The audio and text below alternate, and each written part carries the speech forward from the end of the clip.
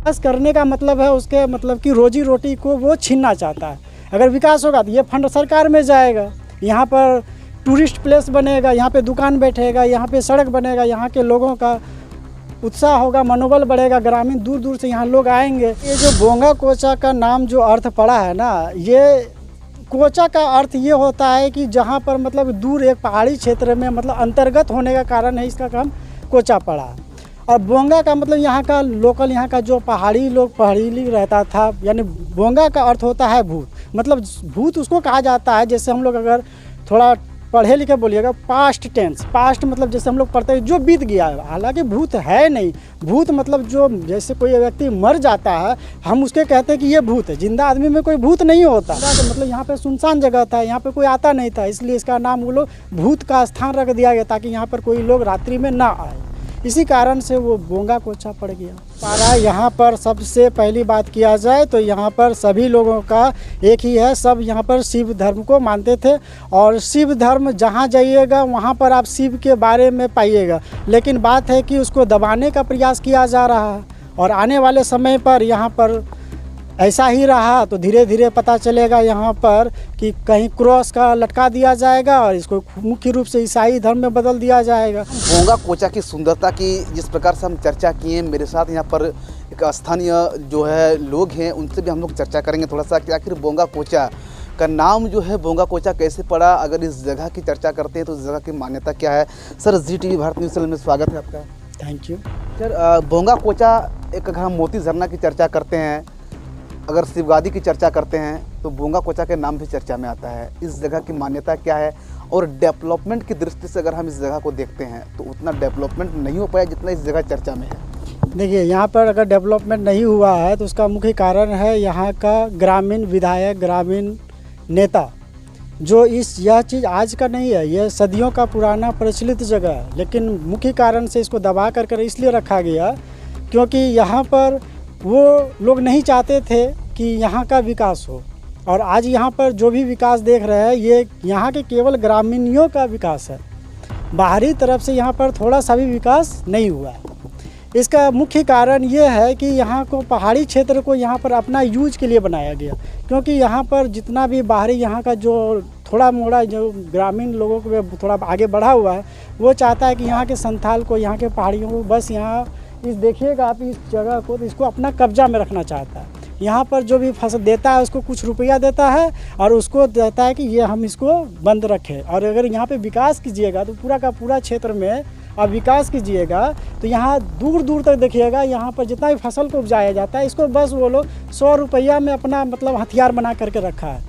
मुख्य रूप से यहाँ का जितना भी आदमी विकास इसलिए नहीं रखा गया है क्योंकि विकास करने का मतलब है उसके मतलब कि रोजी रोटी को वो छीनना चाहता है। अगर विकास होगा तो ये फंड सरकार में जाएगा, यहाँ पर टूरिस्ट प्लेस बनेगा, यहाँ पे दुकान बैठेगा, यहाँ पे सड़क बनेगा, यहाँ के लोगों का उत्साह होगा, मनोबल बढ़ेगा, ग्रामीण दूर दूर से यहाँ लोग आएंगे। लेकिन वो चाहते ही नहीं है।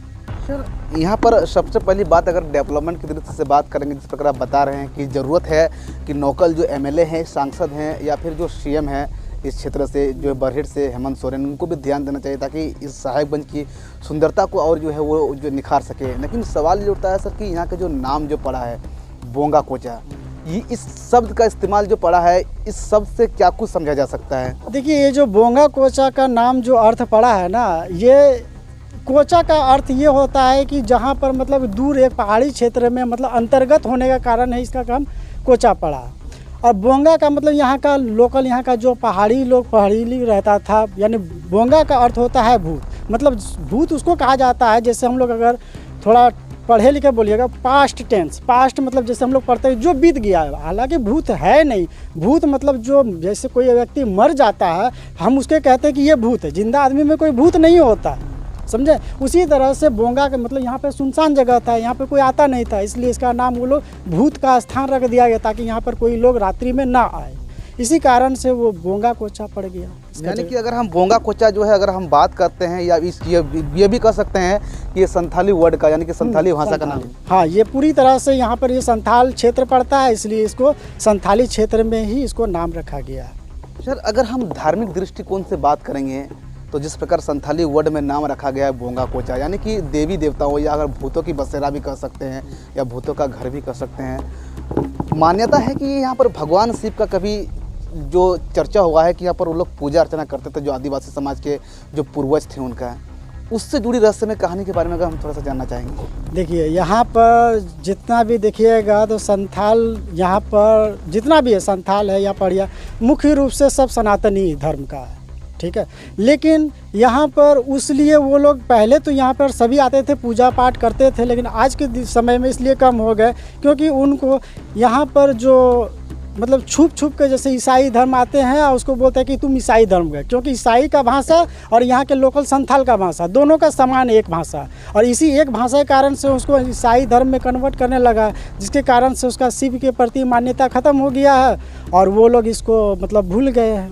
मुख्य कारण यही है। यानी कि इस क्षेत्र के जो लोग हैं, जो आदिवासी जो लोग थे, वो पूर्वज में सनातनी यानी कि हिंदू धर्म को लोग मानने वाले थे, लेकिन अभी जो है वो लोग क्रिश्चियन धर्म में कन्वर्ट हो रहा है, जिसकी वजह से इस जगह का डेवलपमेंट भी नहीं हो पा रहा है। यहाँ पर सबसे पहली बात किया जाए तो यहाँ पर सभी लोगों का एक ही है, सब यहाँ पर शिव धर्म को मानते थे और शिव धर्म जहाँ जाइएगा वहाँ पर आप शिव के बारे में पाइएगा, लेकिन बात है कि उसको दबाने का प्रयास किया जा रहा है और आने वाले समय पर यहाँ पर ऐसा ही रहा तो धीरे धीरे पता चलेगा यहाँ पर कि कहीं क्रॉस का लटका दिया जाएगा और इसको मुख्य रूप से ईसाई धर्म में बदल दिया जाएगा। लेकिन जब तक यहाँ पर अगल बगल में हिंदू धर्म, जैसे हमारे जैसे हिंदू धर्म मानने वाले लोग हैं, वो यहाँ पर हमेशा आते रहेंगे।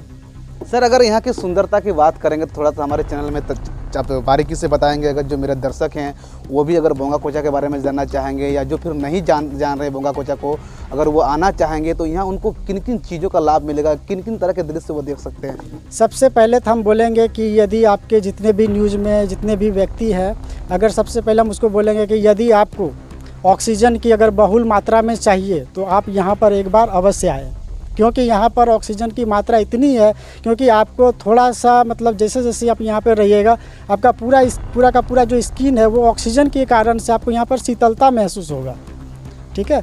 और इसके बाद अगर बात करें कि यहाँ का जो आज के समय में हर चीज़ की सुंदरता कॉस्मेटिक सामान से ही मिलता है। अगर लगाते हैं तो चेहरा सुंदरता दिखता है, नहीं लगाइएगा तो उसी तरह बंदर की तरह दिखेगा।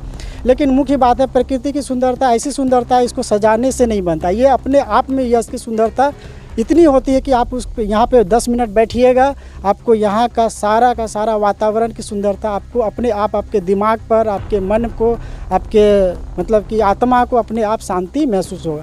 और जहाँ पर आपके मन को, आपके आत्मा को शांति महसूस होता है, इससे ज़्यादा कहीं सुंदरता आपके लिए या किसी भी व्यक्ति के लिए सुंदरता इससे ज़्यादा नहीं हो सकती है। सर, मोती झरना जो जलप्रपात है उसकी चर्चा करते हैं या शिवगादी जलप्रपात की चर्चा करते हैं तो वहाँ सालों भर झरने का पानी जो टपकते रहता है। यहाँ के दृश्य भी झरने के सेम उसी प्रकार लग रहा है, तो क्या झरना ये खत्म हो जाता है कि सालों भर झरना का पानी टपकता है? नहीं, यहाँ पर बात कीजिएगा तो ये 12 महीना ये झरना चलते रहता है। भले कभी वर्षा के मौसम में ज़्यादा हो जाता है, इसका गति तीव्र हो जाता है, और अभी के समय में जैसे थोड़ा धीरे धीरे इसका कम हो जाता है, लेकिन ये पानी कभी रुकता नहीं है। ये 12 महीना एक समान और एक जैसा ये चलता रहता। और यहाँ का सबसे बड़ी बात है कि आप यहाँ पर जाइएगा, वहाँ पर कीजिएगा, रहिएगा तो हर तरह का आपको मतलब सुकूनता महसूस होता है। उसका जो एक एक बूंद का जो शीतलपन गिरता है आपके चेहरे पर, आप कितना भी क्यों ना टेंशन, आपका गर्लफ्रेंड भाग गया, आपका पत्नी भाग गया हो, लेकिन आप यहाँ पे आइएगा तो आपका निजी जीवन जो है आप उसको भूल जाइएगा और अपने आत्मा में आप विश्वास करने लगिएगा। सर, अगर बाहरी जो टूरिस्ट है वो अगर बोंगा कोचा आना चाहेंगे तो कैसे आएंगे? देखिए, आपको अगर मन है तो आप कहीं से भी आ सकते हैं, और यदि आपको मन नहीं है तो आप बहाना ज़रूर बनाइएगा। लेकिन अगर जितने भी सनातन धर्म के लोग हैं तो हम उनसे कहना चाहेंगे कि आप यहाँ पर आए, यहाँ का विकास कर, आपके माध्यम से ही यहाँ का विकास होगा। और यहाँ का जो सनातन धर्म का जो शिव मंदिर का है ये भी सरकार के नज़र में जाएगा और उसको भी ये विकास करने पर वो भी ज़रूर मजबूर हो जाएंगे। सर, यहाँ पर आने के बाद जो हमारे चैनल की अगर बात करते हैं तो ZTV भारत न्यूज़, जो हम लोग रिसर्च किए थे बोंगा कोचा के बारे में तो बहुत कुछ देखने को मिला था, लेकिन यहाँ जो आए सर उससे कहीं ज़्यादा देखने को मिला। साथ ही साथ यहाँ पर एक चीज़ भी देखने को मिला सर कि जितने भी यहाँ पर दीवार है, पत्थरनुमा जो दीवार यहाँ पर M+R, R+M, R+P लिखा हुआ है, इसकी क्या मतलब, इसको देख करके क्या ये कोई ऐसे लव पॉइंट के है या क्या कह सकते हैं इसको? देखिए, लव पॉइंट नहीं है, लेकिन ये वैसे लोगों की मूर्खता है जो अपना मतलब कि अपना और अपने गर्लफ्रेंड का या अपनी पत्नी का, क्योंकि यहाँ पर विकास नहीं है, यहाँ पर कोई लोग देखने वाले नहीं आते। जैसे अभी अगर हम और आप हैं तो अभी हमारे सामने ऐसा कोई भी काम नहीं करते हैं, लेकिन जो अक्सर ऐसे समय पर आते जो यहाँ पर कभी नहीं रहते हैं तो वो अपना यादगार के तौर पर M+M R+N कुछ भी लिख करके चले जाते हैं, और उसको हम सामने स्पष्ट रूप से नहीं देख सकते ना, इसलिए उसके बारे में कुछ कर भी नहीं सकते हैं।